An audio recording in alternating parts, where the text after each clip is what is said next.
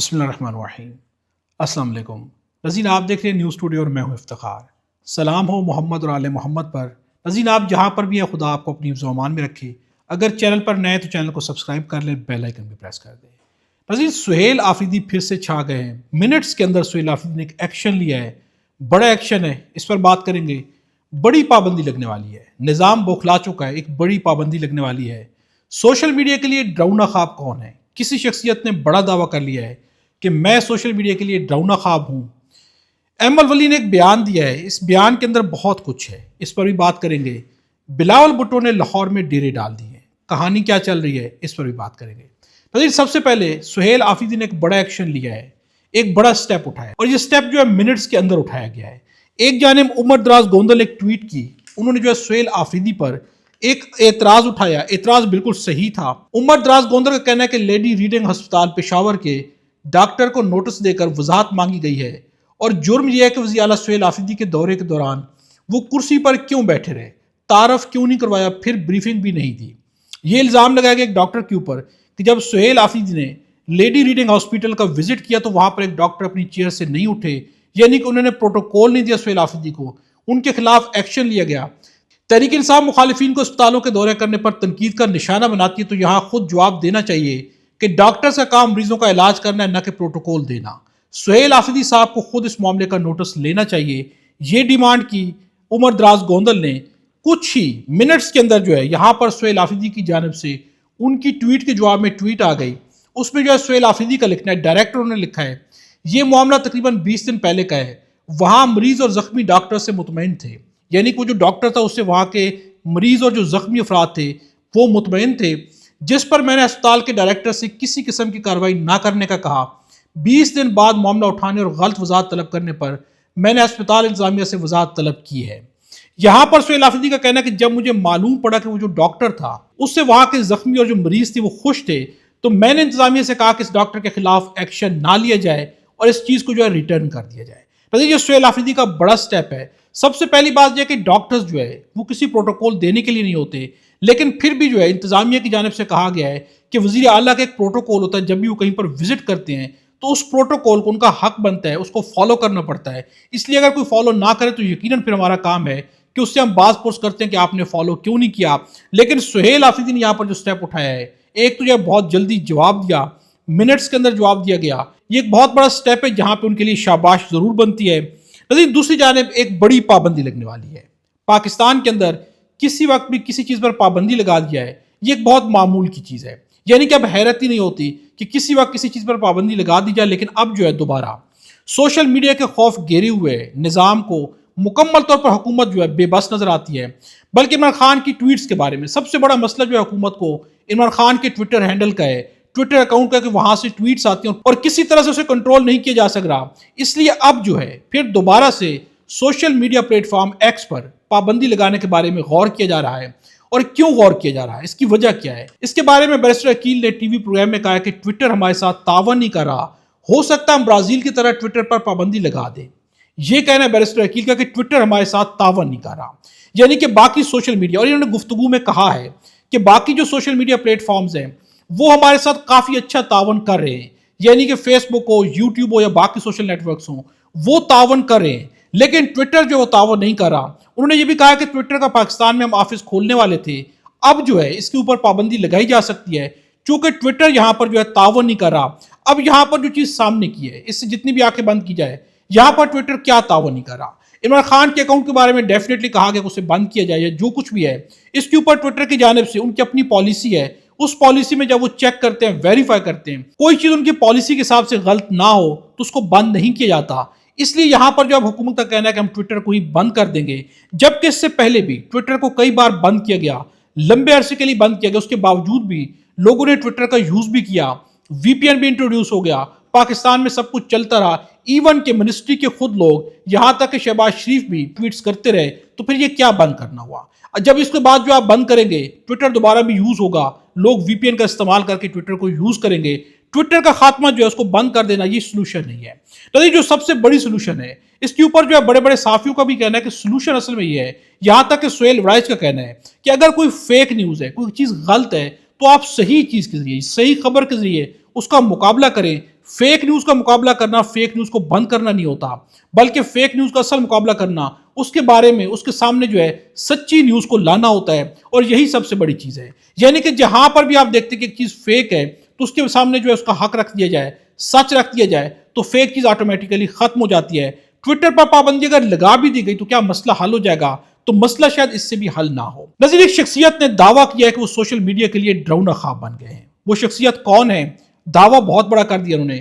وہ شخصیت ہے حسن ایوب۔ انہوں نے کیا دعویٰ کیا ہے؟ ان کا دعویٰ کرنا ہے کہ الحمدللہ میں پی ٹی آئی کی سوشل میڈیا ٹیم کے لیے ڈراؤنا خواب بن گیا ہوں۔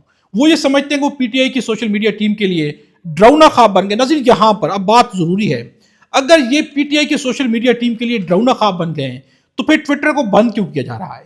پھر خوف کس چیز کا ہے؟ اس ڈراؤنے خواب کو سامنے لایا جائے، پی ٹی آئی کا سوشل میڈیا تو اس سے ڈرتا ہے، تو آٹومیٹیکلی سوشل میڈیا کو بند کرنے کی ضرورت ہی نہیں ہوگی۔ ایک جانب حکومت کا دعویٰ ہے کہ ٹویٹر کو بند کر دیں گے، اس پر پابندی لگا دی جائے گی چونکہ وہ کنٹرول نہیں ہو رہا، اور دوسری جانب حسن ایوب کا کہنا ہے کہ پاکستان تحریک انصاف کی سوشل میڈیا ٹیم کے لیے میں ڈراؤنا خواب بن گیا ہوں۔ یہ دعویٰ جو ہے بے بنیاد بھی ہے اور بہت بڑا دعویٰ بھی ہے۔ اگر یہ چیز سچ ہوتی تو حسن ایوب جو ہے وہ کس کو پریزنٹ کرتے ہیں، کس کے ساتھ کھڑے ہوئے ہیں؟ پھر سوشل میڈیا کو بند کرنے کی نوبت ہی کیوں آتی؟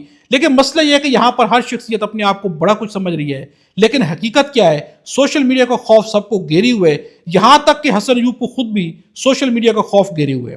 نظیر، خبر میں آپ کے سامنے اور رکھتا ہوں، انصار عباسی نے خبر دی ہے اور یہ جو ہے نیوز پیپر کے اندر شائع کی گئی ہے۔ خبر کیا ہے؟ عمران خان وزیر اعلیٰ آفریدی کے ذریعے ایک اور 26 نومبر کرانا چاہتے تھے۔ سرکاری دعویٰ، انہوں نے کہا ہے کہ یہ سرکاری دعویٰ ہے کہ سہیل آفریدی کے ذریعے عمران خان جو ہے وہ ایک اور 26 نومبر کرانا چاہتے تھے۔ جبکہ سہیل آفریدی کا کیا کہنا ہے؟ سہیل آفریدی کا کہنا ہے کہ میری عمران خان سے ملاقات ہی نہیں ہو رہی۔ اگر ملاقات نہیں ہو رہی تو پھر کس طرح سے سہیل آفریدی کے ذریعے عمران خان 26 نومبر کرانا چاہتے تھے؟ اور اگر عمران خان کرانا چاہتے تھے تو جب عمران خان کی سسٹرز کی ملاقات ہو گئی تو انہوں نے آ کر باہر کوئی ایسا دعویٰ نہیں کیا۔ انہوں نے کہا کہ فی الحال اسلام آباد بھی نہیں آنا۔ علیمہ خان نے واضح طور پر کہا ہے کہ عمران خان نے واضح کہا ہے کہ اسلام آباد نہیں آنا کیونکہ یہاں پر گولیاں چلتی ہیں اور میں نہیں چاہتا کہ کارکنان کی جان جائے، اس لیے سختی سے منع ہے کہ اگر احتجاج کیا بھی گیا تو پھر بھی اسلام آباد نہیں آیا جائے گا۔ تو پھر 26 نومبر تو ڈی چوک کے اوپر ہوا۔ یہ ساری کی ساری چیز کنیکٹڈ ڈی چوک سے ہوتی ہے۔ تو اس کے اوپر جو ہے انصار عباسی کا یہ کہنا یا حکومت کا یہ دعویٰ کرنا، اس دعوے میں کتنی پھر جو ہے طاقت باقی رہ جاتی ہے، جب علیمہ خان واضح طور پر یہ بیان دے چکے ہیں کہ عمران خان نہیں چاہتے کہ لوگ جو اسلام آباد کا رخ کریں۔ نظیر، خبریں عجیب عجیب طرح کی ہیں، ہر طرف سے اپنے حساب سے ایک پروپیگنڈا چل رہا ہے، اس لیے اصل خبر جو ہے وہ بہت امپورٹنٹ ہو چکی ہے۔ احمد ولی خان نے بھی ایک بہت بڑا دعویٰ کر لیا ہے۔ ان کا دعویٰ کیا کرنا ہے؟ احمد ولی خان کا کہنا ہے کہ میرے نزدیک جنرل فیض کو ان کی کیے کی اصل سزا نہیں دی گئی۔ حقیقت یہ ہے کہ انہیں ان کے سنگین جرائم کے مقابلے میں بہت کم پر چھوڑا گیا ہے۔ کابل میں کھڑے ہو کر چائے کا کپ تھاپنے والے فیض نے 40,000 دہشت گردوں کو دوبارہ منظم کیا اور انہیں اس خطے پر مسلط کیا۔ پختونوں کی ایک اور نسل کشی کی کوشش پر نہ ان سے پوچھا گیا نہ انہیں جواب دہ ٹھہرایا گیا۔ فیض نے پختونخوا میں جن لوگوں کو اپنے ایجنڈے کا اعلی کار بنایا وہ آج بھی اخلاقیات کا لیکچر دیتے پھرتے ہیں۔ فیض، باجوہ، عمران گٹھ جوڑ کے سارے فیضیاب آج بھی حکومت مراد اور اقتدار کے مزے لوٹ رہے ہیں۔ اسی سازش کے تحت ایک پوری نسل کو اپنی سیاسی مشران کا دشمن بنا کر پیش کیا گیا۔ انہیں بتایا گیا کہ آپ کے سب رہنما چور ہیں، صرف ایک مسیح ہے جو آپ کو نیا پاکستان دے گا۔ وفاق اور پنجاب نے اس جھوٹے بیانی اور مصنوعی تبدیلی کو صرف 4 سال انجوائے کیا، لیکن پختونخوا میں تو اس پورے منصوبے کی پینٹنگ اور تیار کردہ سکرپٹ نے سب سے زیادہ نقصان پہنچایا۔ یہاں تیسری بار اسٹیبلشمنٹ کے تجربات کو کامیاب بنایا گیا ہے اور پختون کو سب سے بھاری قیمت چکانا پڑی۔ ہم نے ہمیشہ کہا ہے کہ جب تک اس پورے گٹھ جوڑ کو بے نقاب نہیں کیا جاتا، قانون کے کٹہرے میں کھڑا نہیں کیا جاتا اور پختونوں کے خلاف ہونے والی سازشوں کا مکمل احتساب نہیں ہوتا، اس خطے میں نہ امن آئے گا نہ انصاف ہوتا ہوا نظر آئے گا۔